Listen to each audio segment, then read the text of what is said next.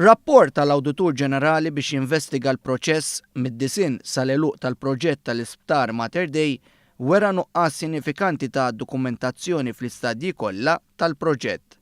Ir-rapport li tlieta filgħaxija tqiegħed fuq il-mejda tal-Kamra tar-Rappreżentanti jitfa' dawl fuq nuqqasijiet skandalużi li seħħu brabta mal-bini tal-Isptar Mater Dei taħt gvernijiet nazzjonalisti. Fil-fatt ir-rapport maħruġ mill-Uffiċċju Nazzjonali tal-Verifika jgħid li l-proġett kien stmat li se jiswa 83 miljun lira Maltin li llum jiġu ftit aktar minn 190 miljun euro.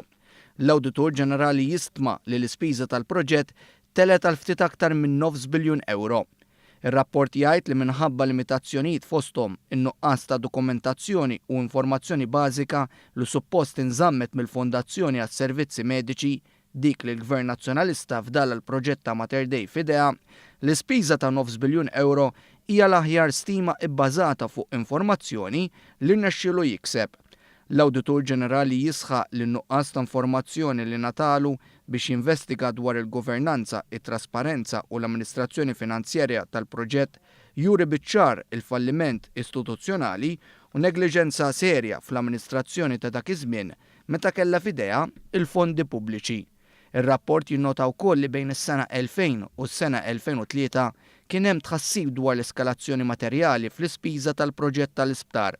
Il-Gvern ta' dak iż-żmien kien irrikorra l-ftehim biex suppost jillimita spejjeż oħrajn u skont dan il-ftehim l-ispiża ma kellix titla' iżjed minn 121 miljun lira Maltin li llum jiġu ekwivalenti għal kważi 282 miljun euro. L-Awditur Ġenerali jgħid li dan is-suppost ftehim ma nżammx għaliex fi Frar 2009 il-Gvern Nazzjonalista kien reġa' ħallas ftit aktar minn 5 miljun euro oħra, VAT eskluża. Ir-rapport jinnota wkoll li ma' din is-somma li tħallset il-Gvern ta' Lorenz Gonzi ta' rinunzja assoluta ta' drittijiet li ma' dispożizzjoni esponit lill gvern għal riskji kbar fosthom li kemm il-darba jirriżulta li hemm xi difetti fuq ix-xogħol, il-mezz ta' rikors legali kien se jagħmilha aktar diffiċli għall-Gvern biex ifittex lil Skanska li kienet il-kumpanija fdata bil-bini tal-isptar. L-Awditur Ġenerali saħaq ukoll li l-uffiċċju tiegħu lanqas ma ġie provdut b'dokumentazzjoni dwar meta l-Gvern Nazzjonalista tal-1998 ħatar il-konsorzju ta' Skanska biex jaħdem fil-kostruzzjoni tal-isptar.